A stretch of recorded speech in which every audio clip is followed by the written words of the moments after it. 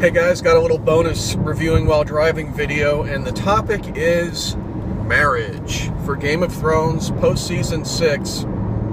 I touched on this in my last video about Sansa, and I've seen some videos on the internet about sort of who might marry whom, and I think there was sort of this flurry of interest in this topic because of what happens with Daenerys in Meereen at the end of season 6, where she gives Daario the heave-ho, and for the express purpose of being available to be married, and so that kind of triggered this interest in, well, gosh, who's going to marry who, and I think there's a lot of reasons why this needs to be addressed, not just for political alliance purposes, but simply because there's a lot of death.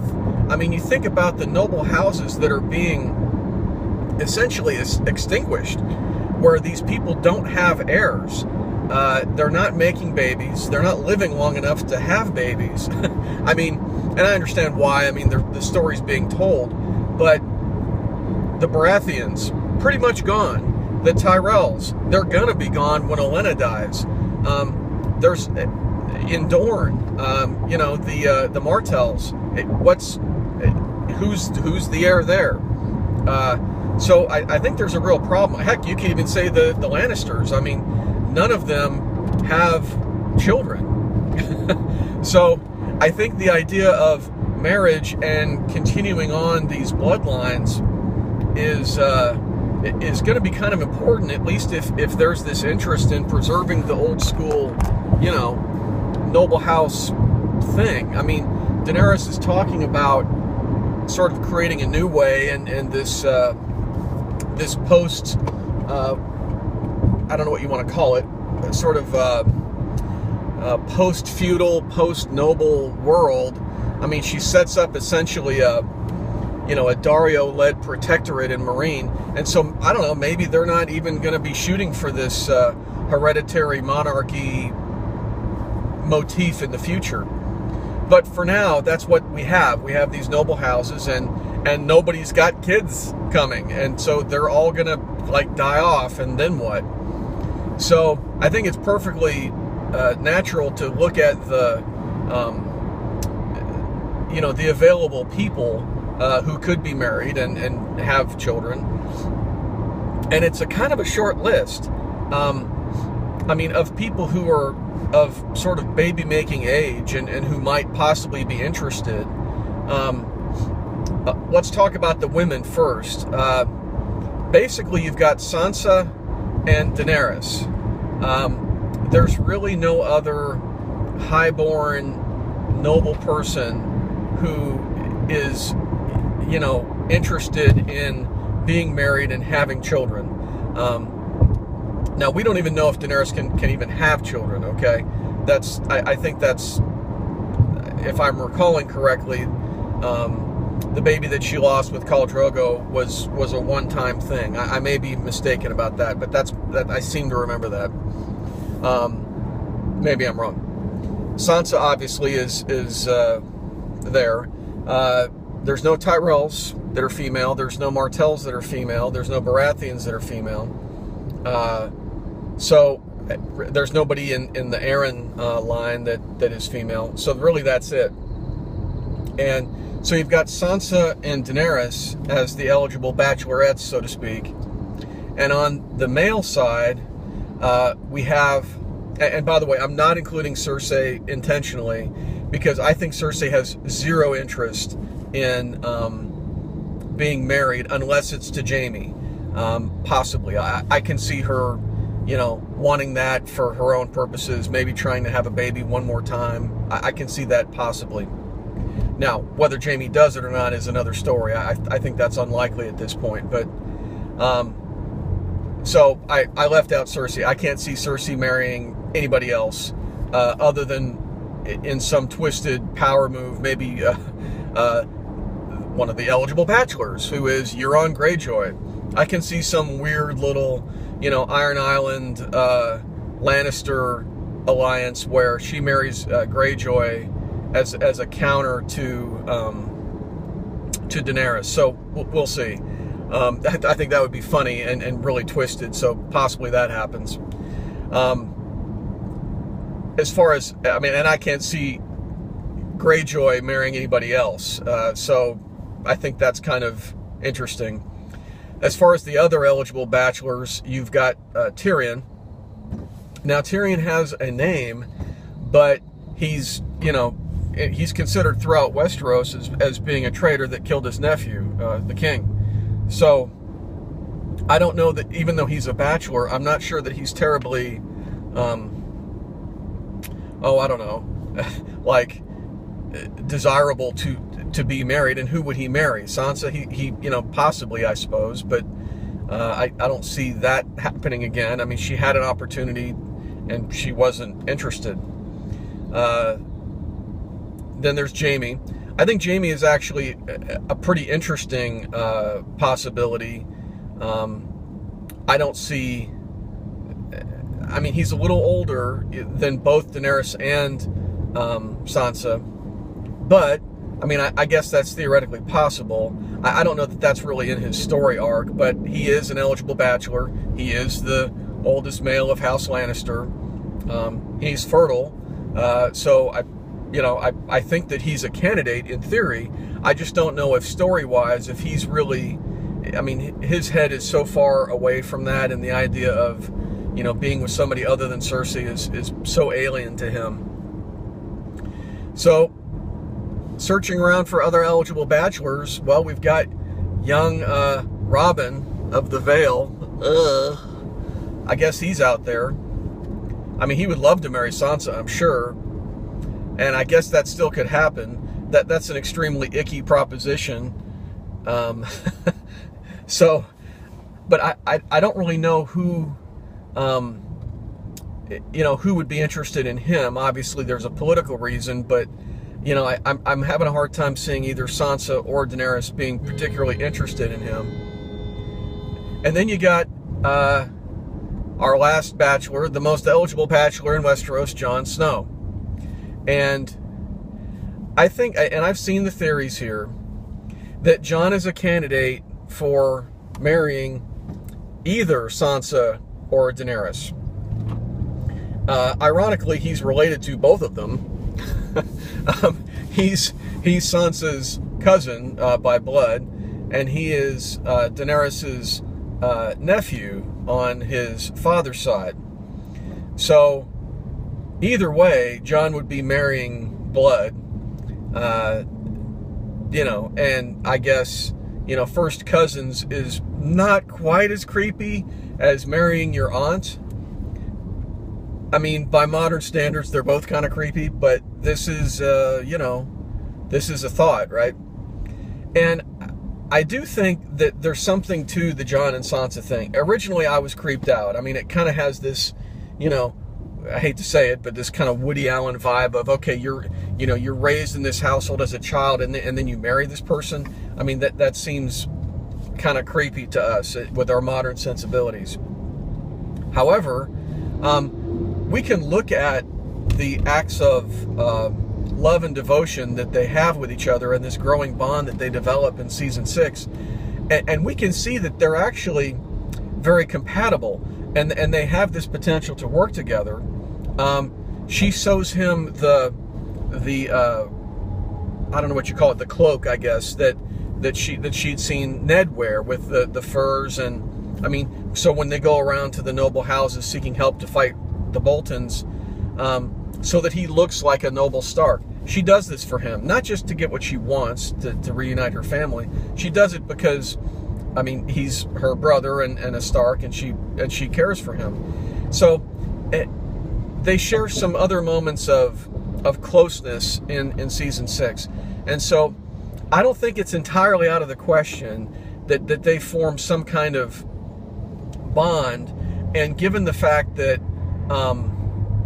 if Jon's heritage becomes openly known and provable in some way, that you know, Jon is not Ned's son, well, then the taboo about siblings, that's gone. I mean, now obviously they were still raised that way, so they think of each other as siblings, but in terms of, biological fact that they're not siblings. So I think that that's certainly I think it's possible. Now, I don't see how that benefits them politically, right? Because they're already on the same side. I mean, the purpose of marriage in this world is to form alliances and to for mutual safety and protection. So, that doesn't really help them politically, but they certainly, I can see that. I would give that like a 20% chance of happening. Okay. Now, the Jon and Daenerys marriage is a lot more feasible because of the Targaryen, ways of marrying family, number one. And number two, the fact that they don't have this familial, they weren't raised together like Jon and Sansa. Also, I think it makes a lot of political sense. I'm just having a hard time understanding how the occasion on which they would even meet, and this idea that there would even be an interest, right? Because, I mean, Daenerys is not, I mean, she's used to being treated like a piece of meat, okay? And she's been there and done that. So it's going to take something politically meaningful to be interesting to her on just a political side of things. And then but for her to actually fall for somebody, it would have to be somebody special. And, Jon is special, but I guess I'm just wondering if there would be any chemistry there. I don't know. I mean, that's not required. So, however, I do give this, I'm going to give this a 50% chance of occurring. And then I think there's for Jon, so I'd say 50% Daenerys, 20% Sansa, and then sort of a 30% none of the above, where basically he just doesn't get married, and he has this, duty to the realm and to fight off the White Walkers, and so he doesn't get married at all. I think Daenerys is definitely going to get married, and so if it's not to Jon on that 50% possibility, they've set it up. I mean, she's been freed up for the express purpose of getting married. Well, she can't marry Euron because she's made her deal with Yara and Theon, so she can't marry him. The only other person that Daenerys could marry that would be, realistic and politically sound would be Jaime, and that would only happen if Cersei was dead, and so I think that would have the effect of sort of ending the Lannister sort of conflict with everybody else, and that would sort of that would be like a peacemaking marriage, and then you'd have these basically two realms. You'd have the North, and then you'd have the rest of Westeros ruled by Dany and Jaime. I think that's interesting. I don't know that. I mean, that's kind of that would require a pretty big transformation for Jaime, although he is an eligible bachelor, right? Now, if Sansa, so I think that Daenerys is either going to have to marry Jon or Jaime. I think that it's more likely for her to marry Jon, just for story reasons and age compatibility and other reasons. So I maybe should raise that up to 60 or 70%, but because I don't see Daenerys not getting married, but I guess it's possible. So I'd give Daenerys like a 10% chance of none of the above. So the interesting thing, though, to me is then kind of, well, then what happens with Sansa, right? So if Sansa doesn't marry Jon, she's going to want to continue her family.